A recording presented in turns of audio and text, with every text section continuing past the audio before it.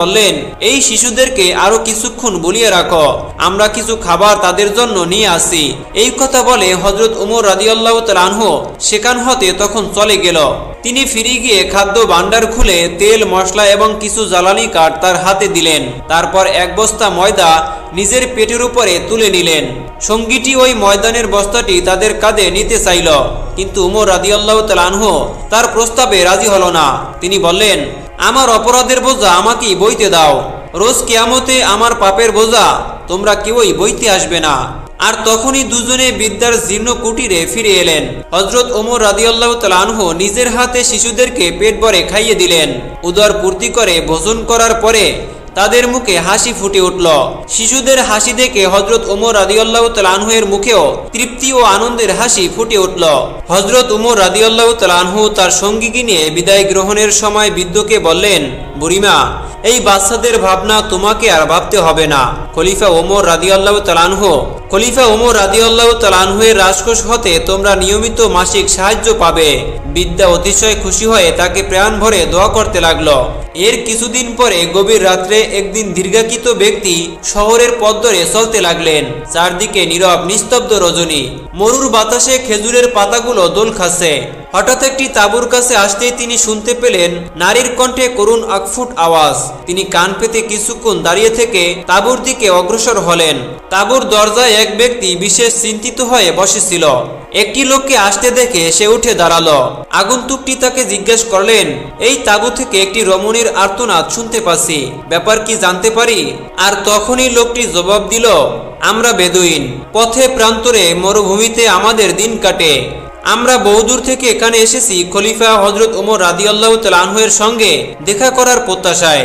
শুনেছি তিনি অতিশয় দয়ালু, আমাদের দুঃখের কথা শুনলে তিনি নিশ্চয়ই আমাদেরকে সাহায্য করবেন। কিন্তু খুব বিপদে পড়ে গিয়েছি। আমার স্ত্রী ছিল আসন্ন প্রসবা।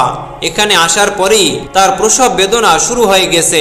এখানে আমি একা এবং অসহায়, কি যে উপায় হবে তা ভেবে পাচ্ছি না।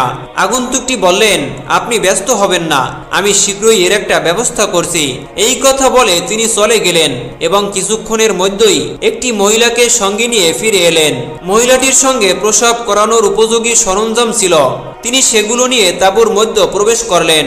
আগন্তুক ব্যক্তির সঙ্গে কিছু ময়দা এবং কিছু খাদ্যদ্রব্য নিয়েছিল। তিনি সেগুলো বেদুইনকে প্রদান করলেন। কিছুক্ষণ পরে তাঁবুর মধ্য হতে মহিলাটি সর্বকণ্ঠে বলল, আমিরুল মুমিনিন, আপনার বন্ধুটিকে বলুন তার একটি পুত্র সন্তান ভূমিষ্ঠ হয়েছে। আমিরুল মুমিনিন? কে আমিরুল মুমিনিন? বেদুইনটি রীতিমতো চমকে উঠল। সে বিস্মিত দৃষ্টিতে আগন্তুকের মুখের দিকে তাকিয়ে থাকল। আগন্তুক বলল, এতে অবাক হবার কিছুই নেই ভাই, লোকে আমাকে আমিরুল মুমিনিন উমর বলে জানে, আর এই মহিলাটি আমার স্ত্রী। বেদুইন ভয়ে ভক্তিতে নত হয়ে খলিফা ওমর রাদিয়াল্লাহু তাআলা আনহু এর কদমবুসি করলেন। মৃদুস্বরে বলল, আমার বেয়াদবি মাফ করবেন জাহাপনা, আমি না জেনে অনেক অপরাধ করেছি। খলিফা ওমর রাদিয়াল্লাহু তাআলা আনহু তার মাথায় হাত রাখলেন। আর তখন তিনি বললেন, তোমার কোনো অপরাধ নেই ভাই। আচ্ছা, এবার আমরা আসি, আগামীকাল আমার সঙ্গে সাক্ষাৎ করো। তারপর বেগম সাহেবাকে সঙ্গে নিয়ে মরুভূমির পথে অন্ধকারের মাঝে অদৃশ্য হয়ে গেলেন। খলিফা হযরত ওমর রাদিয়াল্লাহু তাআলা আনহু সবসময় চিন্তা করতেন যে প্রজারা কিরূপে সুখে থাকবে, কিসে তাদের দুঃখ কষ্ট দূর হবে। এই চিন্তা নিয়ে তিনি সবসময় ব্যস্ত থাকতেন। হযরত ওমর রাদিয়াল্লাহু তাআলা আনহু রাত্রিতে একজন সঙ্গীকে নিয়ে রাজধানীর আশেপাশে নগরের পথে পথে পল্লীর আনাচে কানাচে ঘুরে বেড়াতেন। কে কোথায় কিভাবে আছে, কারো কোনো বিপদ হয়েছে কিনা, কেউ কিছু অন্যায় করছেন কিনা তার সন্ধান করে ফিরতেন। এক রাত্রিতে তিনি একটি কুটিরের পাশ দিয়ে যাচ্ছিলেন।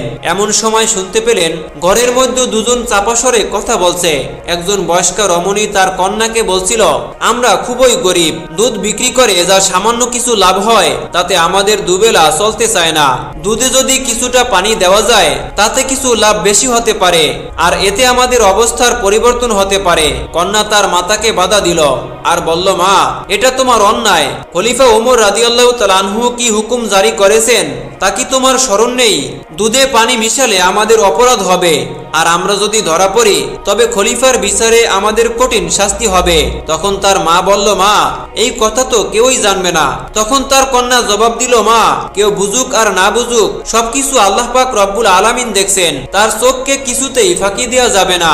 আমরা মুসলমান, আমাদের এই অন্যায় কাজ করা উচিত হবে না। তখন তার মা বলল, তুমি ঠিক কথাই বলছো, আর কখনো এমন অন্যায় চিন্তা করব না। খলিফা ওমর রাদিয়াল্লাহু তাআলা আনহু মাতা ও কন্যার কথা শুনে পথ চলতে লাগলেন। সঙ্গী আসলামকে বললেন, আসলাম, মেয়েটির সাধুতার তুলনা হয় না। আসলাম বললেন, জাহাপনা, শুধুমাত্র 1000 দিরহামে এই বালিকার পুরস্কার হয় না। আর তখন আমিরুল মুমিনিন হযরত ওমর রাদিয়াল্লাহু তাআলা আনহু বললেন, আগামীকাল দরবারে হাজির হবার জন্য এদেরকে ডেকে পাঠাবে, আমি একে উপযুক্ত পুরস্কার প্রদান করব। পরের দিন যথাসময়ে দরবার বসল। আসলাম পূর্ণ নির্দেশ অনুযায়ী মাতা ও কন্যাকে দরবারে উপস্থিত করলেন। খলিফা সেদিনের দরবারে দেশের জ্ঞানী গুণীদের হাজির হবার জন্য অনুরোধ জানিয়েছিলেন এবং আপন পুত্রদেরও দরবারে উপস্থিত থাকার জন্য নির্দেশ দিয়েছিলেন। খলিফা উমর সমস্ত সকলের কাছে রাত্রির কাহিনী বর্ণনা করলেন। তারপর বললেন, এই বালিকাটি অতিশয় দরিদ্র, এর পিতা নেই। বালিকাটির সাধুতা আমাদের সকল মুসলমানদের জন্য একটি আদর্শ। এমন একটি মেয়ে এদেশে আর একটিও নেই বললেই চলে। এরূপ সৎ বালিকাকে গ্রহণ করার জন্য আমার দরবারে কোনো যুবক আছো কি? সবার লোকেরা নীরবে খলিফার মুখের দিকেই চেয়ে রইল। হঠাৎ এক পাশ থেকে একটি যুবক উঠে দাঁড়ালো। ধীরে ধীরে বলল, আমিরুল মুমিনিন, এই বালিকাটি যদিও অতিশয় গরিব, কিন্তু তার মনটা খুব মহৎ। একে স্ত্রী রূপে লাভ করা অতিশয় ভাগ্যের কথা। আর তখন তার কথা শুনে খলিফা হযরত ওমর রাদিয়াল্লাহু তাআলা আনহু অনেক খুশি হলেন। সৎলোক আল্লাহ তাআলার অতিশয় প্রিয়। তুমি আমার পুত্র হয়েও এইরূপ একটি দরিদ্র এতিম কন্যাকে বিবাহ করতে রাজি হয়েছো, এই জন্য তোমাকে দোয়া করছি। আল্লাহ পাক রব্বুল আলামিন তোমাদেরকে সুখে রাখুন। খলিফা উমর কোনোদিন কোনো কাজকেই ছোট মনে করতেন না। শাহী দরবারে বিচার আচার এবং রাজ্য পরিচালনা থেকে শুরু করে নিজের ঘর সংসারের সব কাজ তিনি নিজের হাতে করতেন। এক দ্বিপ্রহরে অত্যন্ত প্রখর রৌদ্রে খলিফা রাদিয়াল্লাহু তাআলা আনহু ছোটাছুটি করছিলেন। মদিনার একজন অতিশয় গণ্যমান্য ব্যক্তি সে সময় তার সঙ্গে সাক্ষাৎ করতে এলেন। তিনি খলিফাকে ব্যস্ত হয়ে রৌদ্রের মাঝে ঘুরতে দেখে তাকে জিজ্ঞেস করলেন, আমিরুল মুমিনিন, আপনি দুপুর বেলায় এই দারুণ রোদে এমন ভাবে ব্যস্ত হয়ে পড়ছেন কেন, তা আমি অনুমান করতে পারছি না। ওমর জবাব দিলেন, বাইতুল মালের একটি উট হারিয়ে গেছে। আমি চারদিক খুঁজে খুঁজে হয়রান হয়ে পড়লাম, অথচ উটটির সন্ধান পাচ্ছি না। গণ্যমান্য ব্যক্তিটি জবাব দিলেন, এই সামান্য কাজে আপনার সময় ব্যয় করা উচিত নয়, এই জন্য একজন লোক নিযুক্ত করা প্রয়োজন। খলিফা একটু হেসে জবাব দিলেন, নিজে যা পারা যায় তা অপরের জন্য ফেলে রাখতে নেই। বাইতুল মাল আমার নিজের সম্পত্তি নয়, সুতরাং এটা তুচ্ছ বা অবহেলার বস্তু নয়। আর তখন আমিরুল মুমিনিন হযরত ওমর রাদিয়াল্লাহু তাআলা আনহু এর কথা শুনে গণ্যমান্য ব্যক্তি পুনরায় কথা বলার সাহস পেল না। তিনি জানতেন খলিফা ওমর রাদিয়াল্লাহু তাআলা আনহু সারা মুসলিম জাহানের বাদশা। তার ইঙ্গিতে হাজার হাজার সিপাহী ওয়াকাতারে প্রাণ বিসর্জন দেবার জন্য প্রস্তুত রয়েছে। একদা হযরত ওমর রাদিয়াল্লাহু তাআলা আনহু সিরিয়ায় যাচ্ছিলেন। পথের মধ্যে দেখতে পেলেন একজন বৃদ্ধা একটি ছোট তাঁবুর পাশে মলিন মুখে বসে রয়েছেন। তখন তিনি তার পাশে গিয়ে জিজ্ঞেস করলেন, তুমি এভাবে এখানে বসে রয়েছো কেন? বুড়িমা উত্তর দিল, শুনেছি খলিফা হযরত ওমর রাদিয়াল্লাহু তাআলা আনহু আজ এই পথে যাবেন, তার সঙ্গে সাক্ষাৎ করার আশায় অপেক্ষা করছি। খলিফা ওমর রাদিয়াল্লাহু তাআলা আনহু তাকে কৌতূহলী হয়ে প্রশ্ন করলেন, খলিফা কেমন লোক বুড়িমা? আর তখন বৃদ্ধা বলল, সে বদলোকের কথা শুনে কি হবে বাবা? খলিফা হেসে জিজ্ঞেস করলেন, তাকে বদলোক বলছো কেন? বৃদ্ধা রাগান্বিত হয়ে বলল, কেন বলবো না, কত দুঃখে কষ্টে আছি, কিন্তু আজ পর্যন্ত কারো নিকট হতে একটা কানা করিও সাহায্য পেলাম না। খলিফা উত্তর দিলেন, বুড়িমা, তুমি অনেক দূরে থাকো, তোমার খবর তিনি কেমন করে জানতে পারবেন? বৃদ্ধ বলল, প্রজার সুখ দুঃখের খবর তিনি যদি না রাখতে পারেন তবে তিনি খলিফা হলেন কেন? খলিফা হাসলেন, নত হয়ে তাকে সালাম করে বললেন, সত্য সত্যই, আজ তোমার কাছ হতে একটা নতুন জ্ঞান লাভ করলাম। সব প্রজার সুখ দুঃখের খবর রাখা খলিফার কর্তব্য। হযরত উমর রাদিয়াল্লাহু তাআলা আনহু খলিফা হবার পর থেকে তুমি যত দুঃখ কষ্ট পেয়েছো, এখন কত টাকা দিলে তুমি তাকে ক্ষমা করে দিবে?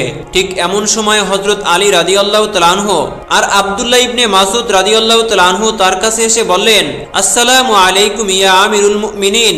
বৃদ্ধ মহিলা হঠাৎ আমিরুল মুমিনিন নাম শুনে প্রায় অজ্ঞান হবার উপক্রম হলো।